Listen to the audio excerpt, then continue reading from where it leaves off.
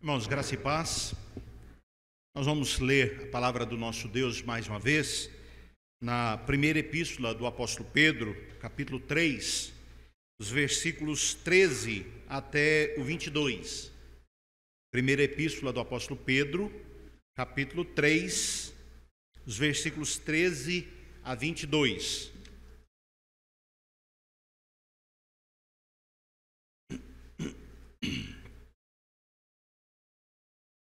Convido os irmãos para que, com atenção e reverência, acompanhem a leitura da palavra, que nos diz assim: Ora, quem é que vos há de maltratar se fordes zelosos do que é bom? Mas ainda que venhais a sofrer por causa da justiça, bem-aventurados sois. Não vos amedronteis, portanto, com as suas ameaças, nem fiqueis alarmados. Antes, santificai a Cristo como Senhor em vosso coração, estando sempre preparados para responder a todo aquele que vos pedir a razão da esperança que há em vós, fazendo-o, todavia, com mansidão e temor, com boa consciência, de modo que naquilo em que falam contra vós outros fiquem envergonhados os que difamam o vosso bom procedimento em Cristo. Porque, se for da vontade de Deus, é melhor que sofrais por praticardes o que é bom do que praticando o mal. Pois também Cristo morreu uma única vez pelos pecados, o justo pelos injustos, para conduzir-vos a Deus, morto sim na carne, mas vivificado no Espírito, no qual também foi e pregou aos espíritos em prisão, os quais noutro tempo foram desobedientes, quando a longanimidade de Deus aguardava nos dias de Noé, enquanto se preparava a arca, na qual poucos, a saber, 8 pessoas foram salvos através da água, a qual, prefigurando o batismo, agora também vos salva, não sendo a remoção da injustiça da carne, mas a indagação de uma boa consciência para com Deus, por meio da ressurreição de Jesus Cristo, o qual, depois de ir para o céu, está à destra de Deus, ficando-lhe subordinados anjos e potestades e poderes. Vamos orar mais uma vez ao nosso Deus. Deus bendito, somos-te gratos, ó Pai querido, pela oportunidade que temos de nessa manhã nos reunirmos como igreja, remida, resgatada, comprada pelo sangue do teu Filho Jesus Cristo, para prestarmos culto ao Senhor. E como parte, ó Deus querido, do nosso culto, reservamos esse tempo para lermos e meditarmos na Tua Palavra. Pedimos-te, ó Deus, que nos dês iluminação, para que compreendamos a palavra que acabamos de ler, para que, ó Deus querido, a possamos aplicar às nossas vidas, para vivermos de conformidade, ó Deus querido, com a Tua vontade. Que esta palavra, ó Deus querido, que a Tua palavra, viva e eficaz, possa nesse momento, ó Deus querido, estar na nossa mente, estar no nosso coração, e possa mudar e transformar a nossa vontade, para que a nossa vontade seja de conformidade com a vontade do Senhor. Pai, tira de nós tudo aquilo que porventura possa servir de empecilho à correta compreensão da palavra do Senhor.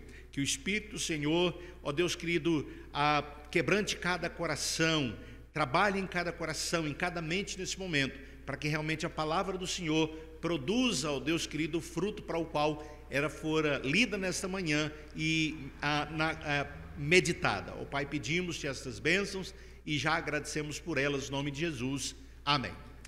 Meus queridos, nós estamos expondo a primeira carta do apóstolo Pedro, escrita com o objetivo de confortar, consolar, encorajar, animar, instruir irmãos que viviam dispersos por uma vasta região do Império Romano.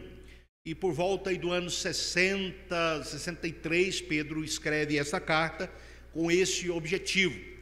A maioria das pessoas que faziam parte das comunidades para as quais Pedro escreve eram pessoas que pertenciam às classes mais baixas da sociedade. E por isso elas viviam sérios problemas, muitos e sérios problemas, passavam por muitas e sérias dificuldades, vivendo no contexto no qual estavam. Pedro, ele qualifica essas pessoas de peregrinos e forasteiros.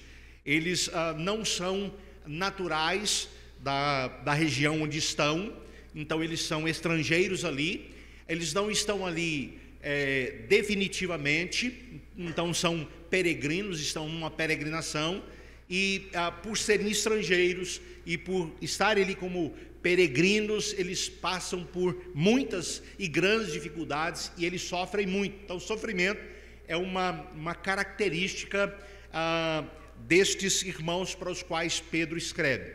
E esse tema, o tema do sofrimento, é um dos temas importantes dessa carta.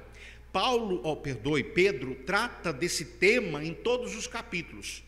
Em todos os capítulos de 1 Pedro, ele vai tratar sobre a questão do sofrimento. Ele tem uma palavra a respeito do sofrimento. Então, por isso nós entendemos que sofrimento é um dos temas desta carta, um dos temas importantes dessa carta. E Pedro, então, quer orientar os irmãos que são cristãos, que estão vivendo como forasteiros, como peregrinos, que estão sofrendo, como eles devem lidar com o sofrimento, como eles devem pensar a respeito do sofrimento, como eles devem sentir a respeito do sofrimento, e então como eles devem lidar a partir disso aí, como eles devem lidar com o sofrimento. É preciso explicar ainda, irmãos, que esse sofrimento do qual Pedro está falando aqui é o sofrimento decorrente do fato de ser cristão. Por serem cristãos, essas pessoas estão sofrendo ameaças, estão sofrendo algum tipo de perseguição por parte dos pagãos. Os pagãos, ao verem os cristãos, ao olharem para os cristãos, ao saberem que são cristãos, ao verem a forma como eles vivem, eles perseguem os cristãos. Isso, Pedro, ele tinha plena consciência disso, ele sabia que de fato iria acontecer assim, e o que estava acontecendo de fato estava de acordo com o ensinamento do próprio Cristo, porque ele disse que para os seus discípulos, os 12, que no mundo eles passariam por aflições. Cristo fala que eles seriam atribulados, perseguidos, odiados por causa de Cristo. Então estava se cumpriu na vida de Pedro, dos apóstolos e todos os demais irmãos, e na vida desses aqui para os quais Pedro está escrevendo também, isso estava se cumprindo. Paulo, ele disse, que todos quantos querem viver justo e piedosamente serão perseguidos. Então, isso é uma realidade, a perseguição, sofrimento por causa do nome de Cristo. Então, é esse tipo de sofrimento que Pedro está abordando aqui, o sofrimento por causa do nome de Cristo, por causa da nossa fé em Cristo Jesus, o ser perseguido por ser cristão. No Brasil, nós não podemos afirmar que compreendemos verdadeiramente o que significa isso, porque nós temos liberdade, nós temos a grande liberdade aqui no Brasil de poder expressar a nossa fé, e muitas vezes o que acontece são piadinhas, assim, de mau gosto com a nossa fé, com a palavra de Deus. É o tipo de perseguição que a gente ainda experimenta aqui no Brasil, pela graça de Deus. Então nós não somos perseguidos como cristãos, irmãos nossos são perseguidos em diversos países hoje, principalmente países dominados por sistemas totalitários, religiões fundamentalistas, perseguem os cristãos e até prendem e até matam os cristãos. Então nós não experimentamos isso aqui no Brasil. Mas, irmãos, nós somos a igreja de Cristo, né? Se esses irmãos que estão lá, que fazem parte da igreja de Cristo, são irmãos nossos, estão sofrendo, nós devemos orar por eles, né? Nós devemos entender a questão do sofrimento, né? Estão sofrendo por causa de Cristo e devemos orar por eles, orar pela igreja perseguida, para que Deus continue dando força, para que Deus continue dando ânimo, dando disposição, para que esses irmãos continuem fiéis, né?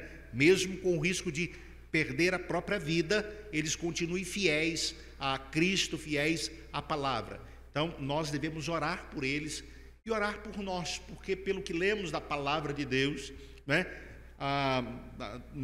no desenvolvimento desse plano, do plano redentivo de Deus, vai chegar um momento em que também nós aqui no Brasil vamos passar por essa perseguição por causa do nome de Cristo, né? Então é importante a gente entender e já estar preparado para isso.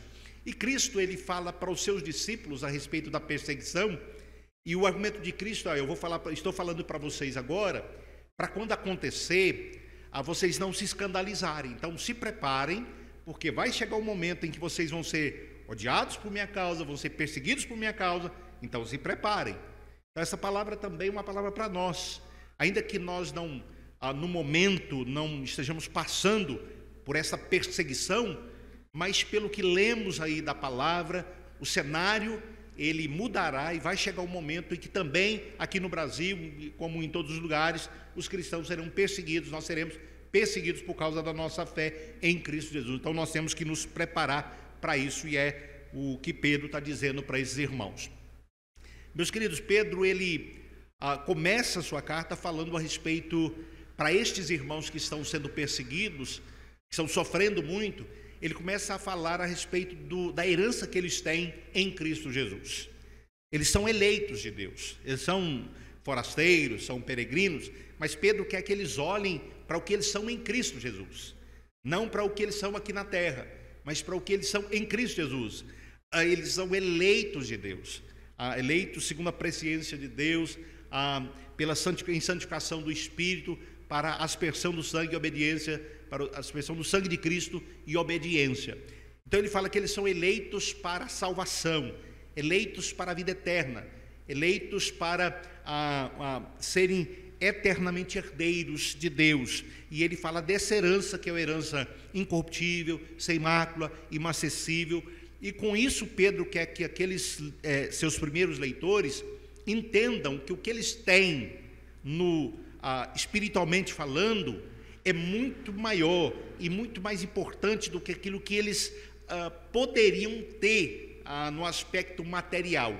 Vejam que são pessoas, na sua maioria, pobres, né, que viviam com dificuldade, mas Pedro quer que eles olhem para o que eles têm em Cristo Jesus, para o que Deus deu a eles em Cristo Jesus graciosamente, que eles coloquem aí os seus olhos, que eles coloquem aí o seu pensamento, e se o fizerem, com certeza vão estar fortalecidos, animados, encorajados, olhar para aquilo que você é, para aquilo que você tem em Cristo Jesus. Não importa a sua condição social, não importa a sua posição geográfica, não importa então se você seja pobre ou rico, não importa se você habite num bairro nobre ou numa vila, o que importa verdadeiramente é que você é eleito de Deus.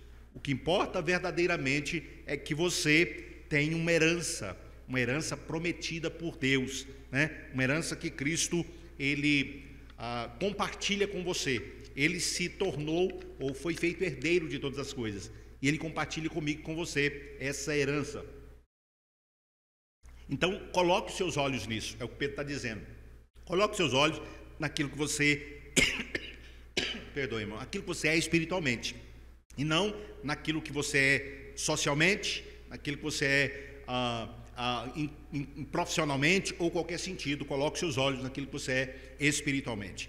Depois de chamar a atenção deles para o que eles são em Cristo, para o que eles têm em Cristo Jesus, Pedro então fala: olha, então agora vocês precisam viver à luz dessa compreensão, dessa fé, né, daquilo que vocês têm. Vocês são eleitos, vocês são herdeiros de Deus, então vivam, né, como herdeiros de Deus, vivam como eleitos de Deus, vivam como pessoas que, ainda que não têm nada na terra, têm uma herança no céu, que nada pode tomar de vocês, que não desvaloriza, nunca vai desvalorizar, que não tem mancha nenhuma, uma herança perfeita. Então vivam pensando nisso, vivam focado nisso.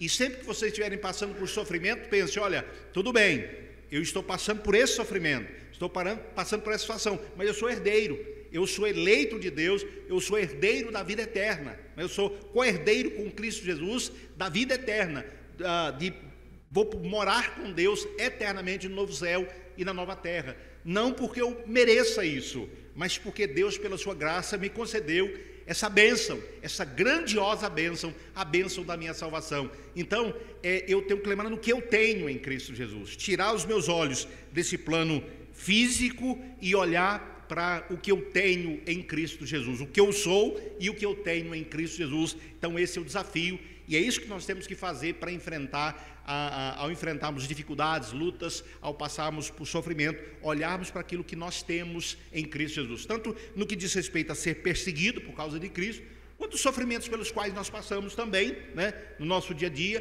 pela nossa condição de seres humanos, pela nossa condição de pecadores que somos. Nós passamos por sofrimento, né, vivendo no mundo caído, vivendo nós seres ainda habitados por resquício do pecado ainda, né? Nós ainda temos essa inclinação para o pecado dentro de nós, e nós ainda pecamos, mas nós então, por isso sofremos também, mas nós temos que olhar para Cristo, para olhar aquilo que nós somos e aquilo que nós temos em Cristo Jesus. E aí Pedro vai explicar como é que nós devemos viver então.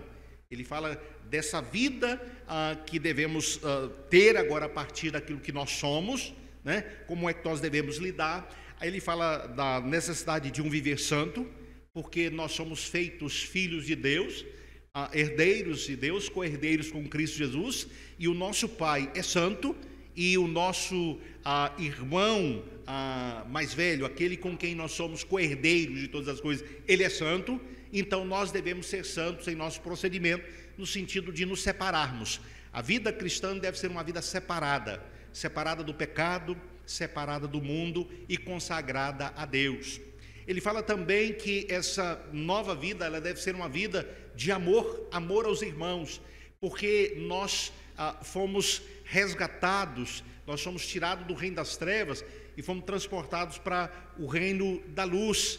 E não somente eu, mas você também. Então nós temos irmãos e irmãs, nós temos outras pessoas que experimentaram essa mesma bênção e que faz parte então agora desse grupo, né, desse corpo que está sendo construído, né, por Deus em Cristo Jesus, uma nova comunidade, a igreja de Cristo Jesus. Então nós fazemos parte da igreja, nós somos a igreja do Senhor Jesus Cristo. Então, como igreja do Senhor Jesus Cristo, nós precisamos nos amar, porque nós somos amados. Deus nos amou, e porque nos amou, Ele nos tirou das trevas e nos transportou para o reino da luz. Ele nos fez seus filhos, tudo isso por amor. Então nós somos pessoas que hoje falamos que somos herdeiros de Deus, que somos pessoas que têm a certeza da vida eterna, tudo isso pela graça de Deus, por causa do amor de Deus para conosco. Não fosse a graça de Deus, não fosse o amor de Deus, a misericórdia de Deus, a graça de Deus, nós estaríamos perdidos. Então, nós somos uma comunidade que se formou a partir, ou que se forma a partir do amor de Deus, né? Então, sendo uma comunidade, uma família que se forma a partir do amor de Deus, essa comunidade precisa se amar, porque o amor de Deus é derramado. Paulo fala que o amor de Deus é derramado em nossos corações. Então nós temos que nos amar, nós precisamos nos amar uns aos outros, e é um mandamento recíproco, é um dever que nós temos para com Deus em primeiro lugar, e depois de uns para com os outros, de nos amarmos. Isso é uma decisão, é uma ação, é um sentimento também que devemos ter em relação uns aos outros. Ele fala então depois de forma prática de como é que devemos viver nas nossas mais diversas relações, né? Nas mais diversas esferas da nossa vida. Como cidadãos, nós devemos ser cidadãos cumpridores dos seus deveres, devemos respeitar autoridades. Como cidadãos, devemos nos submeter às autoridades, entendendo que elas foram constituídas por Deus. Nós devemos também, como trabalhadores, sermos pessoas que se comportem como cristãos, né, agindo da maneira correta, trabalhando com honestidade, com dignidade, sendo pontuais, sendo cumpridores dos nossos deveres, então sendo bons funcionários. Se formos patrões, sermos bons patrões, reconhecer o trabalho dos nossos funcionários, tratá-los com respeito, tratá-los com honra, dar a eles o valor devido pelo seu trabalho, a paga devida pelo seu trabalho. Então Pedro orienta nas mais diversas áreas. Ele fala também sobre a relação familiar, a relação de esposo, esposa e esposo, esposo e esposa, a vida dentro de casa. Então, ele fala sobre o viver cristão nas mais diversas áreas, né? O cristão deve, de fato, viver de maneira diferente. O objetivo todo disso aí é para que aquelas pessoas que nos perseguem por sermos cristãos, que falam mal de nós por sermos cristãos, ao observar o nosso comportamento, o nosso correto comportamento, elas possam glorificar a Deus, possam vir a glorificar a Deus. Vejam que o objetivo lá do funcionário, do empregado, é para que através do cristão, é para que através do seu trabalho honesto, né, dedicado, o seu patrão possa ver nele uma diferença e possa descobrir que a razão daquela diferença é porque ele é um cristão, ele é um servo de Cristo, ele está fazendo aquilo primeiramente para servir ao seu Senhor Jesus Cristo e depois para servir também ao seu patrão. Então, através do correto comportamento cristão desse funcionário, desse empregado, o patrão vai ter uma evidência do poder do Evangelho. O poder do Evangelho vai ser evidenciado para ele, e ele então, desta maneira, através do testemunho, isso não isenta a pregação, né? Algumas pessoas parecem que dão a entender que nós precisamos cuidar só do testemunho, que nós não precisamos nos preocupar com a palavra, né?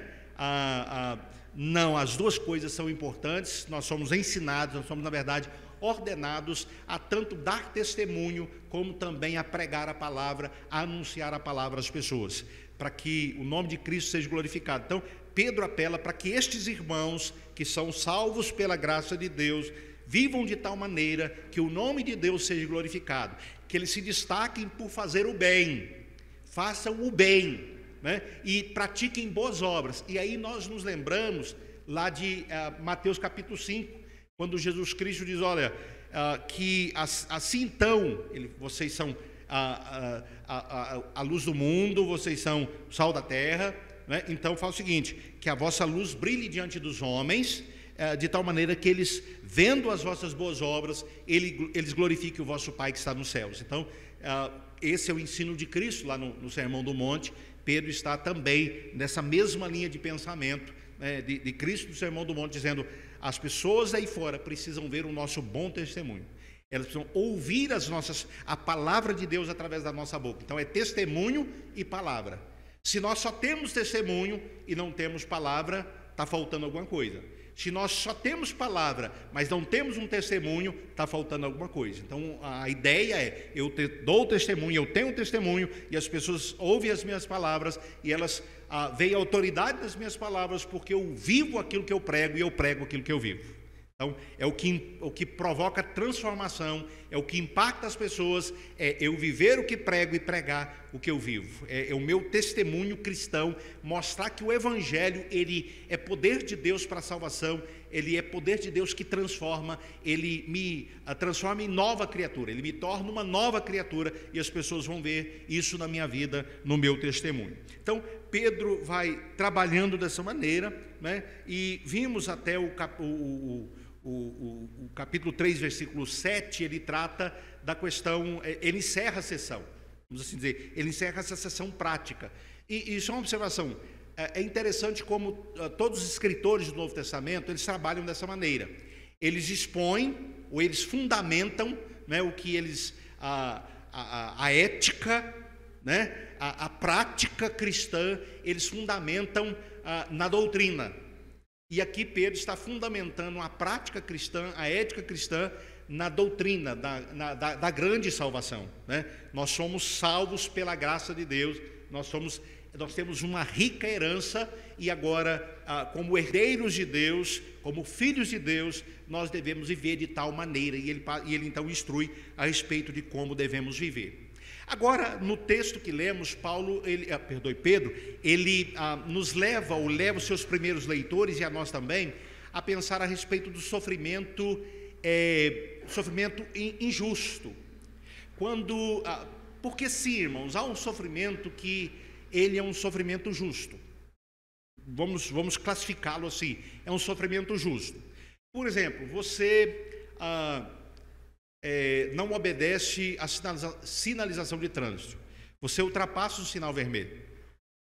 E aí, então, você é flagrado ou então pela câmera de avanço, ou então um agente de trânsito está ali, né? E ele te aplica uma multa, e a multa chega na sua casa.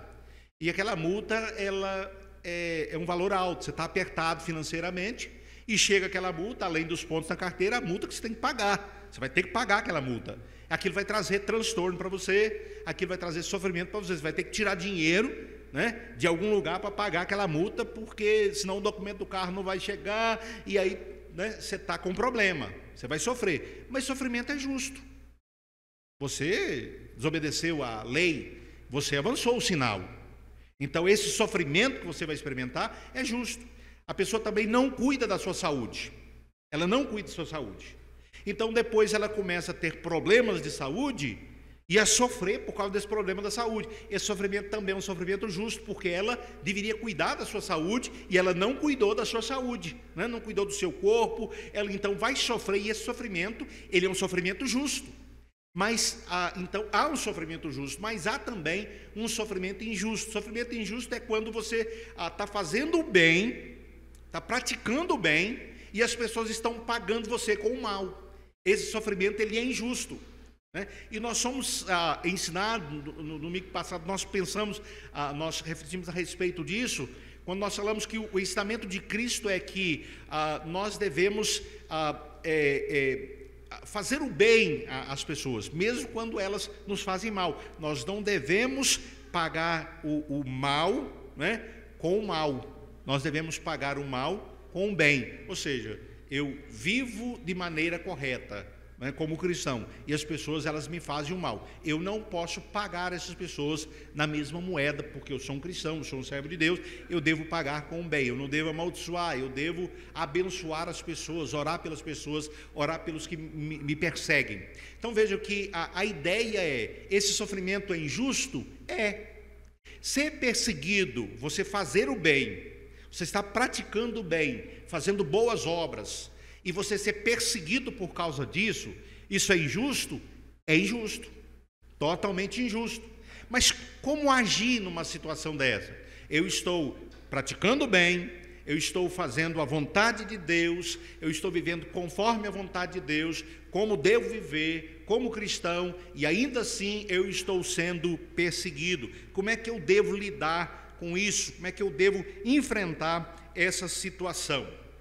Aí Pedro vai dizer aqui para a gente que a primeira coisa que eu preciso ter em mente quando eu estou passando por um sofrimento por causa de Cristo, ou por causa da minha vida correta, viver corretamente, viver de acordo com a palavra, e eu estou sendo perseguido por causa disso, a primeira coisa que eu tenho que ter em mente é que eu sou bem-aventurado. E esse é o ensino de Cristo. Eu sou um bem-aventurado, eu sou uma pessoa verdadeiramente feliz, eu sou uma pessoa abençoada, porque eu estou sofrendo porque estou fazendo a coisa certa, porque eu estou sofrendo porque eu estou fazendo a vontade de Cristo, estou fazendo a vontade de Deus, eu estou obedecendo a palavra, então eu sou bem-aventurado. Então veja que ele propõe aqui uma mudança de mente. Geralmente, quando nós estamos passando por sofrimento e o sofrimento é injusto, né, nós pensamos assim: mas como é que Deus não permite que uma coisa dessa aconteça comigo? Eu estou vivendo de maneira correta, né? Eu estou praticando aquilo que a palavra diz. Eu sou pecador, é claro, mas eu estou me esforçando, eu estou me empenhando, e Deus permite que isso aconteça. Será que realmente Deus me ama? Será que Deus realmente gosta de mim? Será que eu realmente sou um crente em Cristo Jesus? Não estou entendendo. Então, geralmente, e nós então partimos para a murmuração, não é verdade? Questionar a Deus, a murmurar. Mas Pedro está dizendo: olha, você é um bem-aventurado. Se você está praticando o bem, está vivendo de conformidade com a palavra de Deus, e ainda assim você está sendo perseguido por causa da sua fé, por causa de Cristo, e a perseguição é essa, então você é um bem-aventurado. E ele está aqui, irmãos, mais uma vez, trazendo à mente aquele ensino de Cristo lá no Mateus capítulo 5 das bem-aventuranças, quando Cristo fala que aqueles que são perseguidos por causa da justiça, eles são bem-aventurados. Bem-aventurados sois quando vos perseguirem e vos injuriarem e mentirem, disserem todo o mal contra vós, né? O reino dos céus é de vocês. Então somos bem-aventurados, né? Ainda que perseguidos aqui nesse mundo, nós somos bem-aventurados. Então a nossa visão tem que estar aí, naquilo que nós somos em Cristo Jesus, no que nós temos em Cristo Jesus, que nada disso pode tirar, né?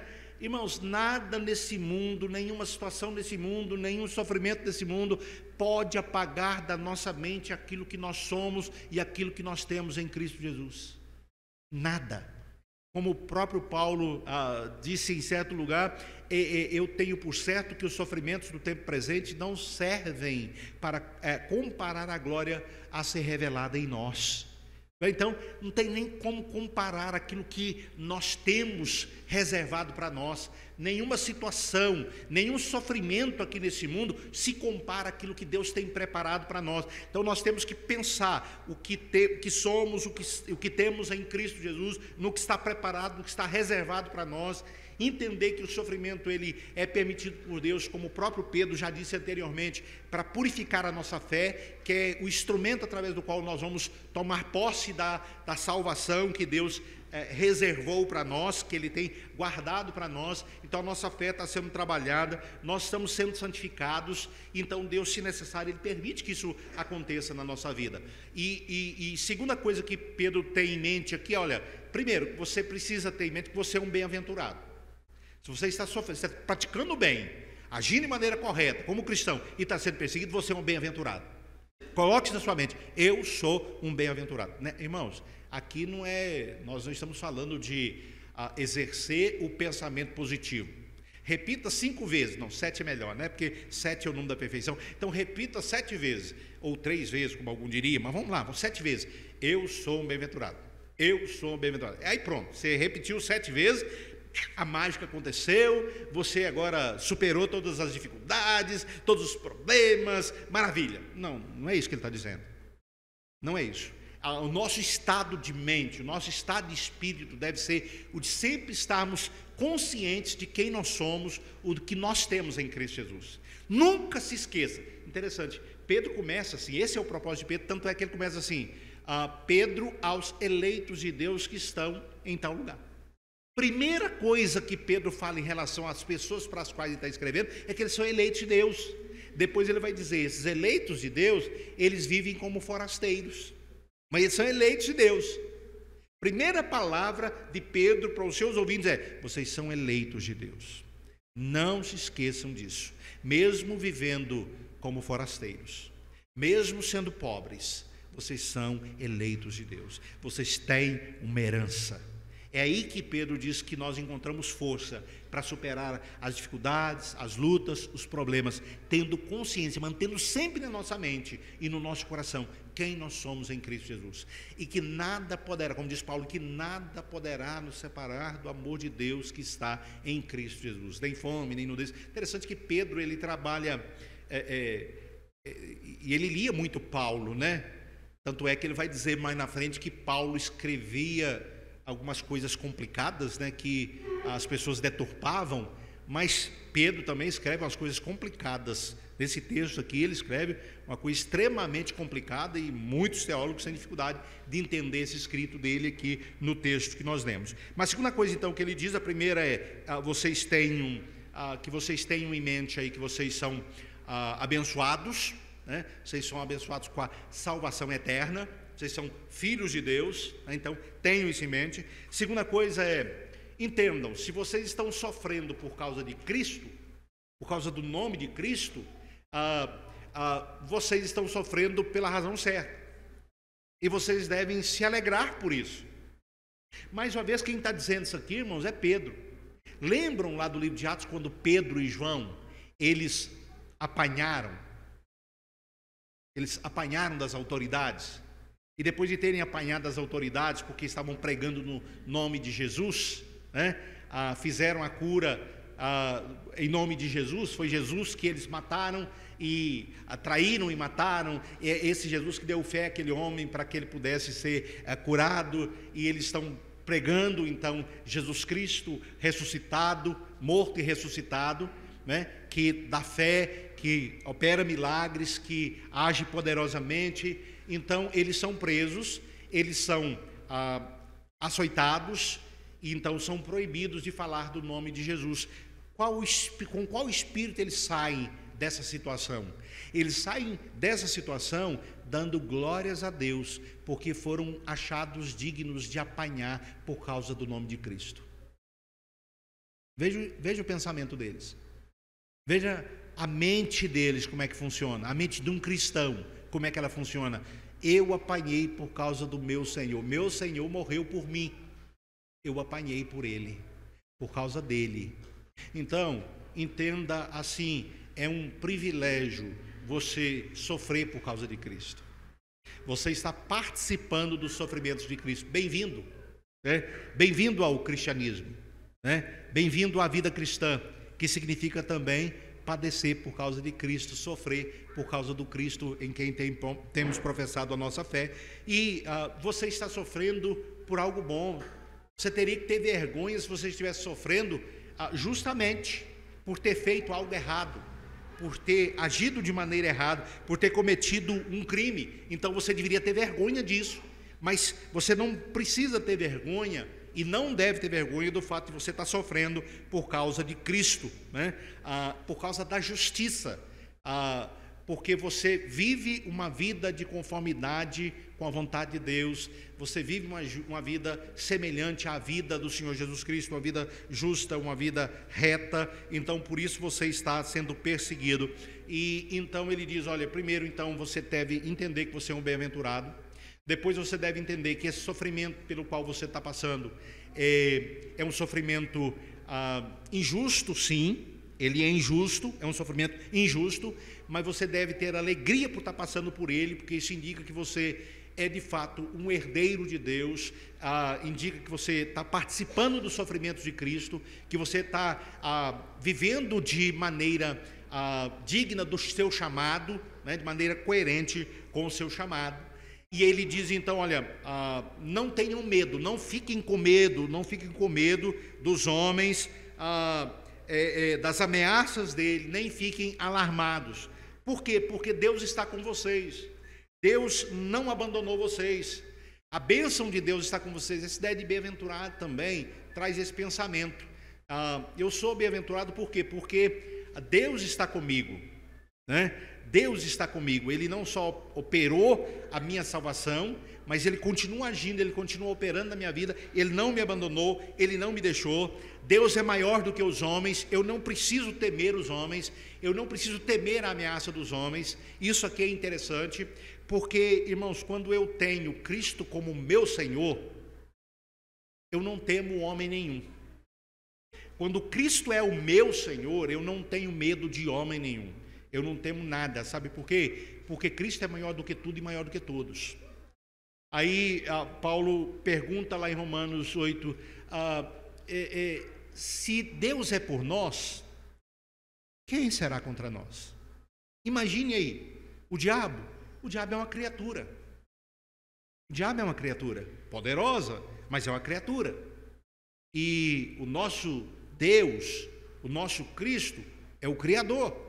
É aquele que criou todas as coisas, é o Todo-Poderoso. Então nós não temos que temer os homens, nós não temos que temer Satanás, não temos que temer as ameaças dos homens. Devemos continuar vivendo uma nossa vida cristã com temor a Deus, com fidelidade a Deus, não temendo homem nenhum, porque Deus está conosco, nosso Deus que nos libertou das trevas e nos transportou para o reino da luz. Ele está conosco, Ele caminha conosco, Ele nos abençoa. Então nós devemos ter esse estado de mente, devemos ter isso em mente, o que nós somos, né, o que nós temos em Cristo Jesus, entender que o sofrimento por causa de Cristo é participar do sofrimento de Cristo, somos chamados para isso, como cristãos isso é uma realidade, isso confirma a nossa vocação, confirma o nosso novo status em Cristo Jesus. Então nós não devemos temer homem, nem ameaça, nem ficar alarmado ou amedrontado, dominado aí pelo medo dos homens, né? E a ideia aqui é que aqueles que temem os homens vão fazer aquilo que, ou vão deixar de fazer o que agrada a Deus para fazer o que agrada aos homens. Nós, como cristãos, não temos que temer homens. Temos que temer a Deus. Cristo tem que ser o nosso Senhor. Porque é interessante que ele vai dizer justamente isso, que ele diz assim, olha, antes santificai a Cristo como Senhor em vosso coração, estando sempre preparados para responder a todo aquele que vos pedir a razão da esperança que há em vós. Eu preciso ter Cristo como o meu Senhor. Cristo precisa ser o meu Senhor. E se Cristo é o meu Senhor, Ele é quem reina no meu coração, Ele é quem reina na minha vida, Ele é quem reina na minha mente, eu não vou temer ao imperador, eu não vou temer aos homens mais poderosos, não vou temê-los, porque Cristo é o meu Senhor. E não temendo-os, eu não vou fazer aquilo que eles me mandam fazer, que é contrário à vontade de Cristo, porque Cristo é o meu Senhor. Foi isso que Pedro e João também disseram, olha, julguem que é justo, nós vamos obedecer a Deus ou vamos obedecer a vocês? Vocês estão mandando a gente calar a boca, mas Cristo nos manda pregar. Nós vamos obedecer vocês ou nós vamos obedecer a Deus? A ideia é, quanto a nós vamos obedecer a Deus, nós vamos continuar falando, porque o nosso Senhor não é César, o nosso Senhor é Cristo. Cristo é o nosso Senhor. Então, nós vamos continuar servindo a Ele, nós vamos continuar fazendo a vontade dEle, nós não tememos a homem nenhum, não tememos. E essa é uma convicção, irmãos, que nós temos em qualquer situação. Conhecemos a história dos 3 amigos de Daniel que foram lançados na fornalha de fogo, porque não se curvaram diante da estátua que Nabucodonosor levantou. Olha, ó rei, vive para sempre. Nós não vamos nos curvar diante dessa estátua. Não vamos, não vamos adorá-la. Nós adoramos somente a Deus, não vamos adorar a estátua. Se o nosso Deus quiser nos livrar das suas mãos, Ele vai livrar. Mas se Ele não quiser, nós vamos morrer. Mas nós não vamos nos curvar diante dessa estátua. E eles foram libertos da fornalha, sobremaneira acesa, porque confiaram em Deus. Então, quem tem Jesus como Senhor da sua vida, quem realmente crê em Deus, o Deus Todo-Poderoso, não teme homem nenhum, não teme ameaça nenhuma, porque Deus é muito mais poderoso do que qualquer homem ou do qualquer ameaça. Então, é importante que tenhamos, então, Cristo como o nosso Senhor, Senhor no nosso coração.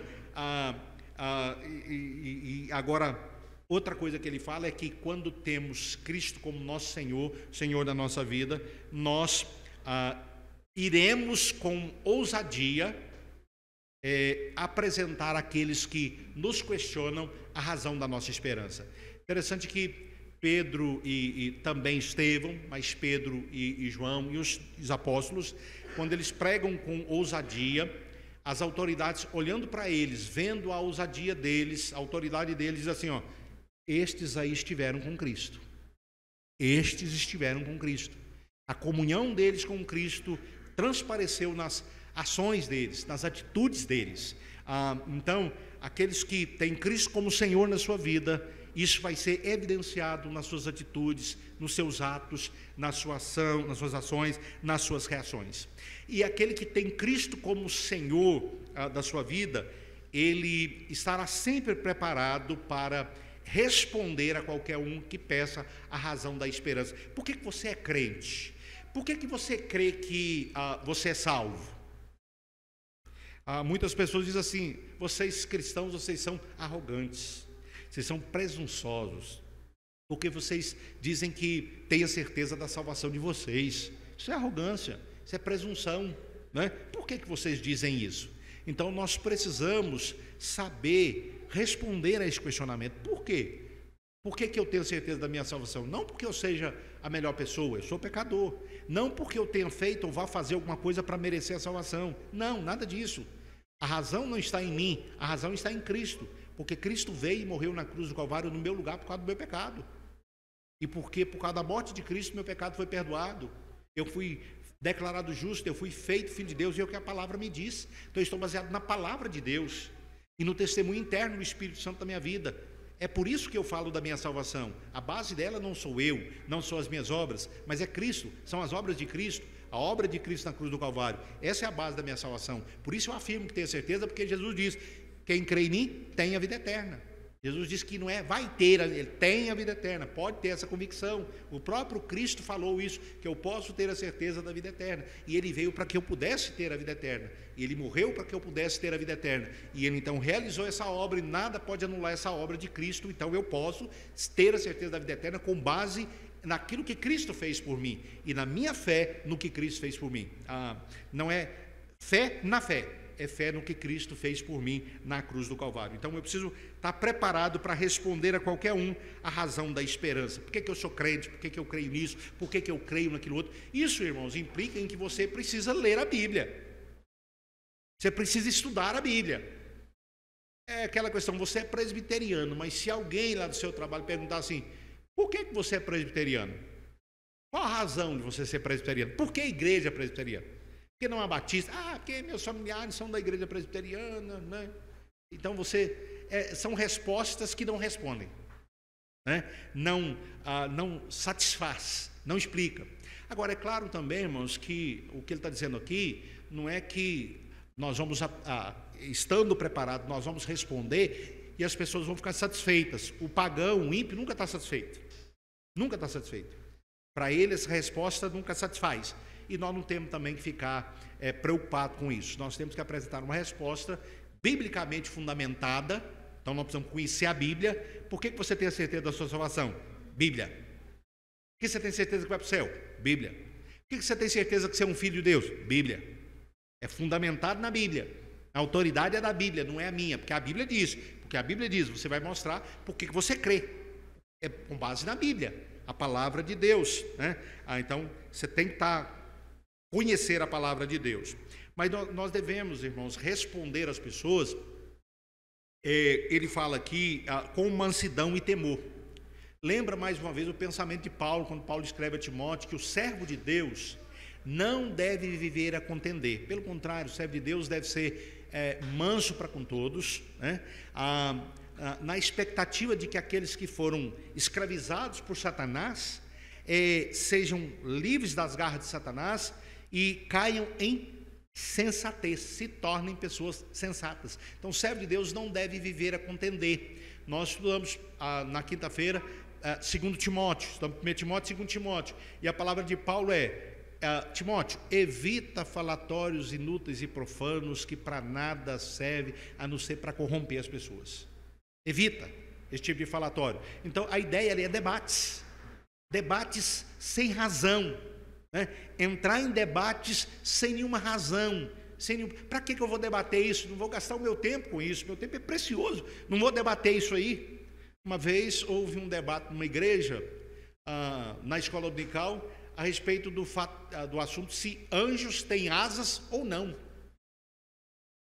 E ficaram lá 40 minutos debatendo se anjo tem asa ou não, né?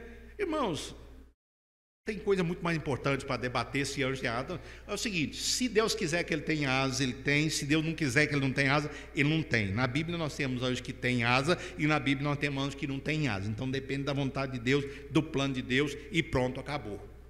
Não é assunto de extrema importância, são assuntos que nós não devemos perder tempo com isso aí e até dividir a igreja no debate. A igreja dos anjos com asa, a igreja dos anjos sem asa, né? Dividir a igreja por causa de uma situação dessa. Então, a ideia aqui nós devemos, então, tomar cuidado com a maneira que falamos, com como falamos, com as palavras que usamos como cristãos que somos, né? Fazendo, todavia, com mansidão, humildade, né? E temor aqui é respeitando as pessoas, respeitando as outras pessoas. Nós devemos respeitar as outras pessoas, né? E ele fala mais, e o objetivo com boa consciência nossa, de que o que estamos falando está de acordo com a verdade, é a verdade, está de acordo com a verdade. A resposta que eu estou dando é bíblica, está na Bíblia, é a resposta da palavra de Deus. Então estou tranquilo quanto a isso, eu estou respondendo conforme a palavra de Deus, né? Estou dando a resposta conforme a palavra de Deus, e o objetivo para que naquilo que os homens falam contra vós outros, fiquem envergonhados os que difamam o vosso bom procedimento em Cristo Jesus. Então, viva de tal maneira, pratique o bem, haja de tal maneira, apresente ou responda àqueles que pedirem a você alguma explicação a respeito da sua fé, com mansidão, com temor, com consciência, boa consciência, para que aqueles que estão observando você possam mudar de ideia. Vendo o seu procedimento, possam mudar de ideia. Falam mal de você hoje, mas vendo o seu comportamento vão dizer, eu falava mal dele, eu falava mal dela, mas na verdade eu estava errado. Eu estava errado ali, ó. Né? Esse aí é um servo de Deus mesmo, esse aí tem estado com Cristo. Né? E aí ele diz, por que tem que ser assim, né? Porque se for da vontade de Deus, é melhor que você sofra por participar do que é bom, do que do participar do que é mal. Ou seja, é melhor você sofrer porque você está fazendo o que é correto, o que é certo, do que você sofrer porque está fazendo algo errado. Alguém apontar para você e falar, lá o crente lá, ó. Olha o crente lá, mentindo. Olha o crente lá, ó, desonesto nos seus negócios. Né? Olha o crente lá, trapaceiro. Foge dele. Inclusive, alguns dizem, se alguém chegar perto de você para fazer um negócio e falar para você assim, inclusive eu sou irmão, foge dele. Não faz negócio com ele, não.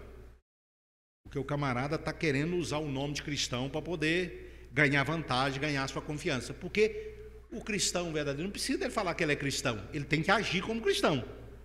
E a pessoa vai ver isso na atitude dele. Então, é melhor sofrer por praticar o que é bom, tem isso na sua mente. É melhor sofrer praticando o que é bom do que sofrer praticando o que é mal. E aí, ele dá um exemplo. Por que é melhor sofrer praticando o que é bom do que praticando o que é mal? Porque o nosso Senhor, o nosso Salvador, Jesus Cristo, ele sofreu praticando o bem. Ele é o nosso Senhor, ele é o nosso mestre, ele é o nosso modelo. E aí ele sofreu praticando o bem, porque ele diz, pois também Cristo morreu uma vez pelos pecados, o justo pelos injustos. Então a morte de Cristo foi a morte injusta. Por quê? Porque ele não tinha pecados nenhum. Por 3 vezes Pilatos falou, eu não vejo nele crime nenhum. Mas ele foi crucificado, não pelos pecados dele, mas pelos meus e pelos seus. E o sofrimento dele então foi injusto, ele não merecia sofrer. O ladrão na cruz reconheceu isso. Disse para o outro, repreendeu o outro, nós estamos aqui porque nós merecemos. Mas esse aí, nenhum pecado, nenhum crime cometeu para estar aqui. Senhor, lembra-te de mim quando vieres no teu reino. Então o ladrão na cruz penitente reconheceu que Jesus Cristo era justo. Estava sofrendo no lugar de pecadores, de injustos. Então, o justo sofrendo pelos injustos. Então, o justo sofrer, nós temos então base no sofrimento do próprio Cristo. E quando nós sofremos por praticar o que é correto, esse sofrimento, ele é injusto sim, mas esse sofrimento, ele faz parte do ser cristão, faz parte do ser discípulo do Senhor Jesus Cristo. É um sofrimento que deveria nos alegrar, porque estamos sofrendo por causa de Cristo, por causa do nome de Cristo, ele que sofreu por nós, né? Ele sofreu por nós para nos conduzir a Deus, morto sim na carne, mas vivificado no Espírito. E aqui, irmãos, o Espírito está em minúsculo, né? Na minha Bíblia, na sua também deve estar, entendendo que no grego, pneuma, o termo pneuma, ele vem sempre escrito em minúsculo. No grego, na nossa Bíblia, os tradutores aí nos ajudam, né, de maneira interpretativa, e eles então colocam o Espírito com letra maiúscula, significando o Espírito Santo. Quando é com letra minúscula, é o Espírito do homem. Né? Então, o Satanás também é um espírito, aparece aí com letra minúscula. Então, alguns estudiosos, eles entendem aqui, pode estar se referindo morto sim na carne, mas vivificado no espírito. Significa que Cristo morreu na carne, mas ele espiritualmente continuou vivo. Só a carne morreu lá na cruz e ele continuou vivo.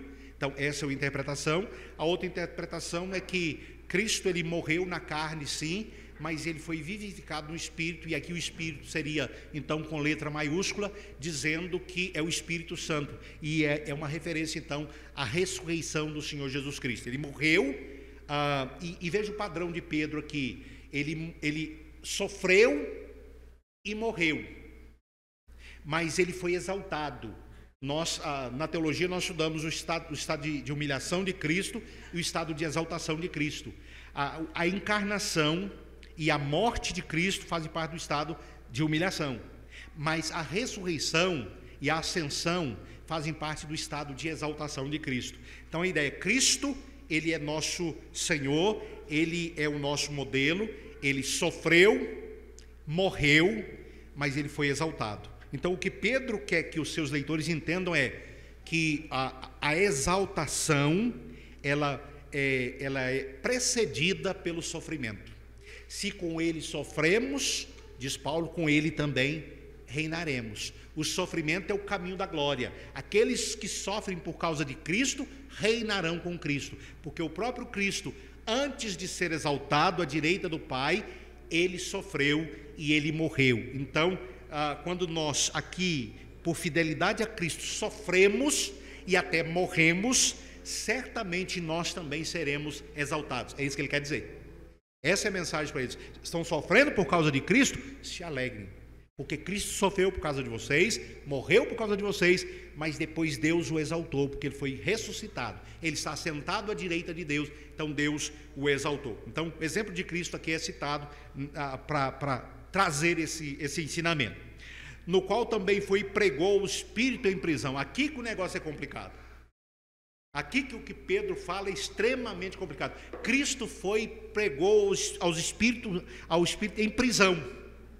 Espíritos em prisão, os quais no outro tempo foram desobedientes quando a longanimidade de Deus aguardava nos dias de Noé, enquanto se preparava a arca, na qual poucos, a saber, 8 pessoas, foram salvos através da água. Cristo foi e pregou aos espíritos em prisão. Primeiro, quando que isso aconteceu? Depois da morte dele, ele morreu na cruz, e tendo morrido na cruz, ele foi e pregou aos espíritos em prisão, e esses espíritos em prisão aqui era a geração lá de Noé, os antediluvianos, né, que rejeitaram a pregação de Noé. Então, aqui Pedro estaria dizendo que Cristo, depois de morrer, foi lá e pregou para eles. Para que Cristo pregou? Para que eles se arrependessem? Impossível, né? Porque quem está no inferno não pode sair do inferno. A Bíblia ensina isso. Então, morreu, selou o destino. Se morreu com Cristo, salvação; morreu sem Cristo, perdição. Então, não pode ser isso. Há uma outra ideia, e são 3 os pensamentos, mas esse é o primeiro deles, o outro é bastante semelhante a esse, e o terceiro pensamento, que é o que eu compactuo com ele, eu estou de acordo com ele, é que a ideia aqui é que Cristo, em espírito, ele prega aquela geração lá de Noé, dos dias de Noé. E como é que Cristo prega para aquela geração lá dos dias de Noé? Através de Noé. Através de Noé, Cristo prega para aquela geração pecadora, dominada pelo pecado, cegada pelo pecado, mas aquela geração, ela rejeita a pregação de Noé. Então, rejeita a pregação de Cristo. Então, não seria aqui uma referência ao próprio Cristo, pessoalmente pregando, mas pelo Espírito de Cristo, capacitado pelo Espírito de Cristo, Noé está pregando. Isso não é estranho a Pedro e nem a palavra de Deus, porque o próprio Pedro vai dizer lá no primeiro capítulo a respeito da salvação. Ele fala que o Espírito de Deus estava agindo nos profetas, que estavam testemunhando da salvação. Então os profetas deram testemunho da salvação que estava sendo realizada por Deus, pelo Espírito de Deus. Então eles pregaram pelo Espírito de Deus, testemunhando da salvação. Então Paulo também vai dizer que quando nós somos embaixadores de Cristo, quando nós pregamos, é Cristo pregando. É Cristo pregando, é como se Cristo estivesse ali falando, Cristo ali estivesse pregando. Então, quando ele diz aqui que Cristo foi e pregou os espíritos em prisão, ele está fazendo uma referência àqueles lá da época de Noé. Mas vejam mais uma vez que o padrão se repete. Por que ele está citando aqui o exemplo de Noé? Ele citou o exemplo de Cristo, ele está citando o exemplo de Noé. Ele está citando um exemplo de Noé para dizer o seguinte: olha, o mesmo padrão. Cristo, o justo, sofreu por injustos, e ele então foi exaltado. Aí ele cita o exemplo de Noé. Noé, o pregador da justiça, pregou o evangelho para uma geração dominada pelo pecado. Ele foi ridicularizado, ele foi zombado, ele é pregador da justiça, foi ridicularizado, foi zombado por aquela geração que não aceitaram a palavra dele. Mas depois de passar por esse sofrimento, Noé foi exaltado. Como ele foi exaltado? Ele e 8 pessoas, e somente 8 pessoas entraram na arca e foram salvos. Então ele sofreu, mas foi exaltado. Ele sofreu por causa da justiça, porque ele estava pregando a justiça. E então as pessoas o humilharam, desprezaram, e depois ele foi exaltado. Então, mais uma vez, ele traz à mente esse padrão. Cristo sofreu, foi exaltado. Noé sofreu, foi exaltado. Vocês sofrem e serão exaltados. Então, creiam nisso. Vocês estão sofrendo por causa de Cristo hoje, mas vai chegar o momento em que vocês serão exaltados. Aguardem, e esse dia vai chegar, é o dia de Cristo, né? Agora, irmãos, é claro que essa interpretação que eu apresentei é uma delas, eu entendo ser a melhor, né? E outros estudiosos pensam assim. Augusto Nicodemos também traz essa mesma explicação, né, no sermão dele sobre essa exposição desse texto. Mas lá na sua exposição, o Augusto Nicodemos fala assim, Augusto Nicodemos fala assim, ele cita Lutero, e Lutero diz assim: eu não sei o que isso quer dizer. O próprio Lutero disse que não sabia o que isso quer dizer. Jesus Cristo foi e pregou o Espírito de prisão. Mas essa, dentro do contexto aqui, dentro do padrão que Pedro está usando aqui do argumento dele, essa é a interpretação. Porque ele está falando do padrão sofrimento, justo e salvação, exaltação. Então é isso que ele está trabalhando aqui. E aí ele cita a arca também. Ele fala a respeito da arca também. E ele está falando aqui do batismo, mas no sentido de purificação, de salvação. Então, aqueles que sofrem por causa de Cristo, sofrem por causa do nome de Cristo, sofrem por fazer o que é bom, por fazer o que é correto, que sofrem por causa da sua fé, eles serão exaltados, né? E ele fala assim: o qual depois de ir para o céu está à destra de Deus, ficando-lhe submissos a anjos, potestades e poderes. Então, mais uma vez, ele cita o exemplo de Cristo exaltado, né? Cristo sofreu, mas ele está exaltado. Se vocês sofrem por Cristo, vai chegar o momento em que vocês também serão exaltados. E quando isso vai acontecer? Quando Cristo voltar. Meu querido, você tem sofrido por causa de Cristo? Primeira pergunta é: você tem sofrido por causa de Cristo, por causa da sua fé em Cristo Jesus? Não. Então isso não é motivo de alegria, não. Isso é motivo de tristeza. Porque isso significa que você não está vivendo correto, de maneira correta, de maneira bíblica.